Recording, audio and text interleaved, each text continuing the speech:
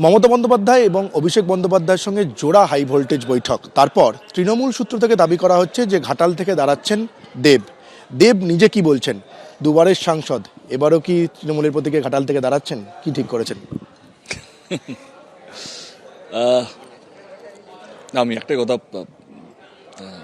আগেও বলেছিলাম যে আমি কোথাও যাচ্ছি না, যদি দাঁড়াই তো দল থেকেই দাঁড়াবো, কিন্তু এবারে সত্যি আমি দাঁড়াতে চাইছিলাম না। আমি দলকে এটাও বলেছিলাম কি আমার কোনো পদ পোস্ট কিছু লাগবে না, আমি দল যেভাবে কাজ করতে বললাম সেভাবে কাজ করবো। কারণ কী হয় না, গত 10 বছর আমি চেষ্টা করেছি কি আমার জন্য আমার দলের নাম যাতে না খারাপ হোক। আজকে যেভাবে জল্পনা উঠছিল কি দেব এই করছে সে করছে, আমি চাই না কি আমার জন্য আমার দলে আবার এই ইলেকশনের সময় প্রত্যেকটা দলের জন্য একটা ইম্পর্টেন্ট একটা ফেজ, অ্যান্ড সেইখানে আমি ভাবিনি আমার মতন ছোট্ট একজন রাজনীতিতে তাকে নিয়ে এত বিশাল একটা কেওস তৈরি হয়ে যাবে। অ্যান্ড যেভাবে হাওয়ায় যে জিনিসগুলো উঠছিল সেটা আমার মনে হচ্ছিল দলের পক্ষে, মানে আমি কোনোদিন চাইনি কি দলকে এটা ফেস করতে হোক। এবং আমি এটাই বলেছি কি সবাই তো চায় কি পোস্টে আমার অ্যাটলিস্ট একটা মানুষ থাকুক। কারণ আমি গত 10 বছর দেখেছি কি সেটা ব্রিগেড হোক বা 21শে জুলাই হোক বা যে কোনো বড় নেতাদের মিটিংয়ে হাজার হাজার মানুষ থাকে, তারা কোনোদিন কোনো পদ পায় না তার দলের জন্য। আমি সেরকমই একজন হতে চাই, আমার কোনো সত্যি পদ লাগবে না। কিন্তু তার আগের এই হচ্ছে তাদের মনে হচ্ছিল কি না ঘাটাল, আমাকে দল থেকে বলা যায় তুমি যদি মনে হয় অন্য কোনো সিট থেকে, আমি একটা জিনিস তোমাদের মাধ্যমে বলতে চাই এবং আমি পার্লামেন্টের লাস্ট দিনেও বলেছিলাম, আমি জিতি বা হারি বা আমি থাকি বা না থাকি, ঘাটাল আমার সারা জীবন মনে থাকবে, মনের মধ্যে থাকবে।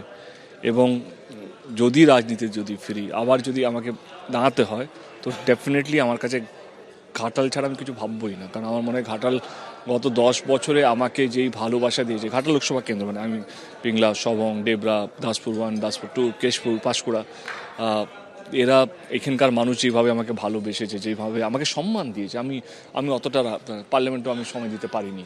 কিন্তু ঘাটালে যখনই কোনো ঘাটাল লোকসভা কেন্দ্রে যখনই কোনো বিপদ হয়েছে, বন্যা হয়েছে, কোনো দুর্যোগ হয়েছে, কোভিড বলো বা আমফান বলো, বা আমি সব সময় আমি ঘাটালে ছিলাম। তো আমার মনে হয় না আমরা যারা অন্য জগৎ থেকে এসেছি আমাদের কাছে আমরা একটু পেলেও আমরা খুব খুশি থাকি। তো আমার মনে হয় ঘাটালের মানুষ যে সম্মানটা আমাকে দিয়েছে গত 10 বছর, আমি এটা সারা জীবন ভুলতে পারবো না। যদি দাঁড়াই ঘাটাল থেকে দাঁড়াবো। আপনার মন্তব্যে একটা জিনিস স্পষ্ট হয়ে যাচ্ছিল যে আপনি রাজনীতি ছাড়তে চান, আপনি দল ছাড়তে চান। এটা কেন মনে হয়েছিল? না ছাড়তে চাই ইন দ্য সেন্স কে দেখো আমি এমন একটা ছেলে, আমার মনে হয় কি যার কোনো দাবি নেই আজ পর্যন্ত। আমার মনে হয় কি সবারই তো সব কথা বাইরে আসে বা রাগ হয়, অভিমান, আমার সেই জিনিসটাও নেই। আমি যা করতে চাই মানুষের জন্য করতে চাই। আমার চাওয়া পাওয়া সব কিছু কিন্তু ঘাটালে মানুষের জন্য। যদি তুমি রাজনীতির কথা বলো, আমি ঘাটালে বাইরে গিয়ে অনেক সময় অনেক মানুষ আমার কাছে সাহায্য চাইতে এসেছে, আমি সেখানেও দাঁড়িয়েছিলাম কি ঠিক আছে আমি যতটা পারবো, আমি সব তো পারবো না, আমি তো রাজ্যের চিফ মিনিস্টার বা দেশের প্রধানমন্ত্রী নই, আমার হাতে তো সমস্ত পাওয়ার নেই। তো যতটা পেরেছি করেছি। আমার যেই এই যে বললাম লাস্ট 1 সপ্তাহ 10 দিন থেকে জল্পনা উঠছিল কি আমার সঙ্গে দলের দ্বন্দ্ব বা আমার আমার এমন কিছু নেই। আমার মনে হয়েছিল, আমার মনে হয় কি এবারে একজন অন্য কেউ হলে ভালো হয়। আমি দলকে এটাও বলেছিলাম কি তুমি যাকে দাঁড় করাবে ঘাটাল থেকে আমি খুশি হব, আমি তাদের হয়ে কাজ করব, আমি চেষ্টা করব যেন সে জিতে, চেষ্টা করব। পুরোপুরি ডিপেন্ড করছে ঘাটাল লোকসভা কেন্দ্রের মানুষের উপরে, কিন্তু দেব থাকবে পাশে। কিন্তু দিদি এবং অভিষেকের মনে হয়েছিল কিনা তুমি ভাবো। এবং দিদিকে আমি প্রথম দিন থেকে একটাই কথা, দিদিকে আমি অন্যভাবে ভালোবাসি, অন্যভাবে শ্রদ্ধা করি। দিদিকে না বলাটা খুব ডিফিকাল্ট আমার জন্য। এবং এইবারে যেই প্রস্তাবটা ওনারা আমাকে দিয়েছেন সেটা আমার সত্যি ভীষণ ভালো লেগেছে। যে ঘাটালে যে সবচেয়ে বড় দাবি 70-80 বছরের, সেটা হচ্ছে ঘাটাল মাস্টার প্ল্যান। এবং অভিষেকও বলেছেন, দিদিও সেটাকে বলেছেন কি যেই আমরা জানি না 2024-এ কে জিতে আসবে, কারণ আমাদের ডেমোক্রেটিক একটা কান্ট্রি, এখন থেকে বলা খুব মুশকিল। যেই সরকারই আসুক না কেন আমরা তাদের সঙ্গে আবেদন করব। তো যদি তারা না করে তো রাজ্য সরকার পাশে থাকবে এই ঘাটাল মাস্টার প্ল্যানটা ঠিক করার জন্য। আমার মনে হয় যেটা দিদি এবং অভিষেক ভালো করে বলতে পারবে। তো আমার মনে হলো কি আমার কাছে রাজনীতি মানে মানুষকে ভালো রাখা, মানুষের দুঃখ কষ্ট যেটা যেন মিটে যায়, যেন দুঃখ কষ্ট যেন আমার মনে হয় সবকটা রাজনীতিবিদের তাই হওয়া উচিত। এবং ঘাটালের জন্য আমার মনে হয় কি এইটুকু কন্ট্রিবিউশন তো আমার করা উচিত। আর এই ঘাটাল মাস্টার প্ল্যান সাকসেস করতে যদি সেক্ষেত্রে কেন্দ্র পাশে না থাকে, কেন্দ্র সাহায্যের হাত না বাড়িয়ে দেয়, সেক্ষেত্রে কি হবে? আমার সরকারের উপর আমার বিশ্বাস আছে। 10 বছর লড়াই করলাম কেন্দ্রের সঙ্গে, তারা কিছু করেনি। কিন্তু আমার আমাদের রাজ্যের মুখ্যমন্ত্রী, তার কথা বিশ্বাস আছে। আমাদের অভিষেক, ওনার কথা আমার বিশ্বাস হলো। এবং কাউকে না কাউকে তো বিশ্বাস করতেই হবে আমাকে। আমি আমার সরকারকে বিশ্বাস করলাম, আমি আমার বাংলার মানুষকে বিশ্বাস করলাম। বিরোধীরা বলছেন ঘাটাল থেকে তৃণমূলে হয়ে যেই দাঁড়াক না কেন বিপুল ভোটে তারা জয়লাভ করবে। আপনি নিজের কেন্দ্র থেকে আবার দাঁড়াবেন, জয়ের ব্যাপারে কতটা আশাবাদী? আমি এসব ভাবি? আমি 10 বছর ধরে রাজনীতি করছি, আমি কোনোদিন এমন কোনো মন্তব্য বলিনি, এখনও বলছি নাকি আমি জিতবো। না না না, আমার মনে হয় এটা তো ডিসাইড করবে বিরোধী দল নেতা নয়, এটা তো ডিসাইড করবে ঘাটালে মানুষজন। তারা কাকে ভোট দেবে। আমি তো ভগবান নই, তারা কি করে ভগবান হয়েছে আমি জানি না। সংসদে আপনার ভাষণেও শোনা গেছে এই ঘাটাল মাস্টার প্ল্যানের কথা। আপনি বলেছেন যে এটা কোনো তৃণমূল নয়। আমার আবেগ হচ্ছে ঘাটাল মাস্টার প্ল্যান, পিরিয়ড। মানে এইখানে আমার দল বিজেপি এটা নয়, যেই দলই এইটাকে সাপোর্ট করবে তাকে আমি সাপোর্ট করব। এটা যদি বিজেপি করতো আমি বিজেপিকে সাপোর্ট করতাম, এটা যদি সিপিএম করতো সিপিএমকে সাপোর্ট করতাম, এটা যদি কংগ্রেস করতো কংগ্রেসকে সাপোর্ট করতাম। কিন্তু আমার দল বলেছে আমরা করব, আমি চোখ বন্ধ করে আমি আমার দলকে বিশ্বাস করছি। একটা সাংগঠনিক বদল হয়েছে আজকে ঘাটালে, শঙ্কর দলুইকে সরিয়ে দিয়ে বলা হচ্ছে যে আপনার ঘনিষ্ঠ রাধাকান্ত মাইতিকে ঘাটালের তৃণমূলের চেয়ারম্যান করা হয়েছে। এটা কি আপনি মনে করেন তাই? আমি 10 বছরে কোনোদিনও দলের সাংগঠনিক এর মধ্যে কোনোদিনও ছিলাম না। আমি আজ পর্যন্ত দলে কোনোদিন এটা বলিনি কে প্রার্থী হবে পঞ্চায়েতে, কে জেলা পরিষদে যাবে, কে ব্লক সভাপতি। আমার মনে হয় এটা পুরোপুরি দল, যেটা আমি বুঝি না সেটা বুঝি না। এই রাজনীতির জন্য দলের মধ্যে, মেদিনীপুরের মধ্যে, ঘাটাল লোকসভা কেন্দ্রের মধ্যে প্রচুর বড় বড় গুণী মানুষরা আছে, তারা এইসব ডিসাইড করে। উনি যখন ছিলেন তার মধ্যেও আমার হাত ছিল না, উনি আজকে নেই, সেখানেও আমার কোনো হাত নেই। আমার মনে হয় কি ইলেকশনের আগে আমাদের সবাইকে দরকার, আমার মনে হয় না, আমার মনে হয় কি সব দলেরই সবাইকে দরকার, তাদের কর্মীদেরকে দরকার, তাদের নেতাদেরকে তাদের পাশে দরকার। শুধু এটা টিএমসি বলে নয়, আমার মনে হয় সব দলই তাদের নবীন এবং প্রবীণ নেতাদেরকে, কর্মীদেরকে সঙ্গে লাগবে। কারণ আমার মনে হয় কি শুধু একটা মানুষ কোনোদিন কেউ জিততে পারে না। আমি এর পক্ষে নয়, আমি এখনও শান্তিতে বিশ্বাস করি, আমি এখনও সবাইকে নিয়ে চলাতে বিশ্বাস করি। আমার মনে হচ্ছে এটা দলের ব্যাপার, এটা দল ভালো বলতে পারবে। সন্দেশখালীতে যেটা হচ্ছে, মানুষ ওখানে খুব ক্ষুব্ধ, রাস্তায় বেরিয়ে এসছে। সন্দেশখালী মানুষের জন্য, সন্দেশখালী ঘটনার জন্য আপনার কি বার্তা? যে কোনো সরকারের দায়িত্ব, প্রশাসনের দায়িত্ব মানুষকে ভালো রাখা, যেটা শুধু বাংলায় নয়, সন্দেশখালীতে নয়, পৃথিবী জুড়ে।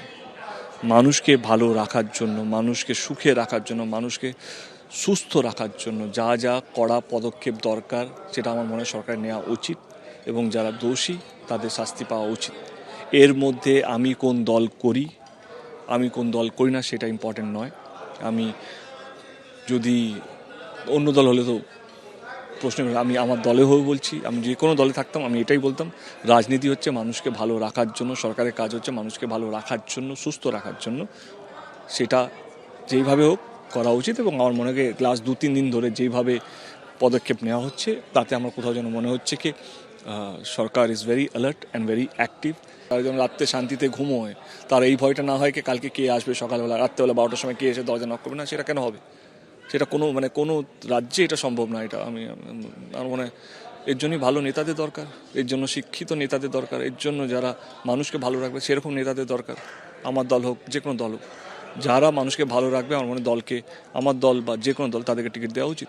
আমার শেষ প্রশ্ন সেটা হচ্ছে যে ঘাটাল মাস্টার প্ল্যানটা হলো, এতে আপনার তো অবদান অনেক রয়েছে। আপনি বলেছেন যে সাধারণ মানুষের জন্য ঘাটাল মাস্টার প্ল্যানটা হোক, ঘাটালবাসীর জন্য এটা নিয়ে আপনার কি বার্তা থাকবে?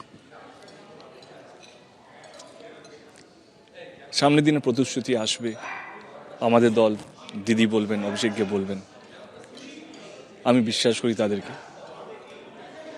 আমার মনে হয় আপনারা যারা ঘাটাল লোকসভা কেন্দ্রে আছেন তারাও বিশ্বাস করুন। কারণ এটা ভুলবেন না কি 2024 শেষ ইলেকশন, কাজ না হয় 2026 ফেলে দেবেন, 2029 ভোট দেবেন না, কিন্তু বিশ্বাস করুন, সিম্পল। আর গত কয়েকদিন ধরে যে আপনাকে নিয়ে চর্চা হচ্ছে, সেখানে বলা হচ্ছে নাকি বিজেপির তরফ থেকে আপনি ফোন পেয়েছেন, এরকম কি কোনো ঘটনা হয়েছে? না, ও বিজেপি খুব ভালো করে জানে। বিজেপিতে আমার সবাই আমার বন্ধু বান্ধব, সবাই আমার দাদার মতন, শুভেন্দুদা, সুকান্তদা, রুডি, লকেটদি, আগের দিন অগ্নিদির সঙ্গে মিঠুনদার এখানে দেখা হলো, সৌমিত্র খান, সবাই আমার বন্ধু বান্ধব, অন্য কংগ্রেসে অদিত দা আমার অত্যন্ত প্রিয় একজন মানে মানে কাছের মানুষই বলা যেতে পারে, পার্লামেন্টে যথেষ্ট আমাকে সম্মান দিয়ে, প্রদীপ দা ওনাদের দলেরই একদম প্রবীণ একজন নেতা, মানে সিপিএমের ওরকমভাবে আমার আলাপ চালাম নেই, কিন্তু ডেফিনেটলি আমার কোথাও যেন মনে হয় কি রাজনীতি তো কোনো দলের সঙ্গে, কোনো দলের নেতাদের সঙ্গে ঝগড়া করার জন্য তো নয়, আমার সঙ্গে সবারই ভালো সম্পর্ক। ইনফ্যাক্ট আমি তো আমার প্রমোশনে বা আমার বক্তৃতায় বলেছি সবাই তো ভালো আছে উপরে উপরে, আপনারা কেন লড়বেন? আমার মনে হয় একজন নেতার বা একজন রাজনেতার, আমার কথা বলছি না, বড় বড় নেতাদের এইটাই হওয়া উচিত, কীভাবে আমরা মানুষকে বাঁচিয়ে রাখবো সেইটা নিয়ে ভোটটা হওয়া উচিত। কটা মন্দির হলো, কটা মসজিদ হলো, কটা হলো, সেটা না। আমার মনে হয় যে মানুষের যেন উন্নয়ন হয়, মানুষের ধর্ম definitely is very important, of course it is important, কিন্তু মানুষকে ভালো রাখতে হবে, মানুষকে সুখে রাখতে হবে, এবং যেই প্রতিশ্রুতিগুলো তোমরা দিচ্ছ সেইগুলো পূরণ করতে হবে, প্রশ্ন করতে হবে, সিম্পল। আর বিরোধীরা একটাই কথাই বলছিলেন যে সময়টা আপনাকে নিয়ে চর্চা ছিল, যে দেব যে প্রকৃতির মানুষ, রাজনীতি ছেড়ে দিলে বোধহয় দেবের জন্য খুব ভালো হবে। দেখো মানে আমার কোথাও যেন মনে হয় কি 2024-এ যদি জিতি এবং ঘাটাল মাস্টার প্ল্যানটা যদি হয়, আমার মনে হয় 200-250 বছরের জন্য ঘাটাল মাস্টার প্ল্যান একটা ঐতিহ্য হয়ে থাকবে মানুষের বেনিফিটের জন্য। দেবের যদি আবার রাজনীতি ফিরতে হয়, দেব সেটা মেনে নিতে পারে, কারণ মানুষ, ঘাটাল আমার একটা আবেগ, ঘাটালের মানুষের বন্যা থেকে কীভাবে আমরা বার করবো সেটা হচ্ছে আমার কাছে আবেগ, তো সেই আবেগের জন্য দেব সব কিছু করতে পারে। আমরা কথা বললাম দেবের সঙ্গে, তিনি নিজে মুখে জানিয়ে দিলেন যে ঘাটাল থেকে আবারও তৃণমূলের হয়ে প্রার্থী হচ্ছেন তিনি। ক্যামেরায় সঞ্জয় চট্টোপাধ্যায়ের সঙ্গে সৌমিত্র রায়, এবিপি আনন্দ, কলকাতা।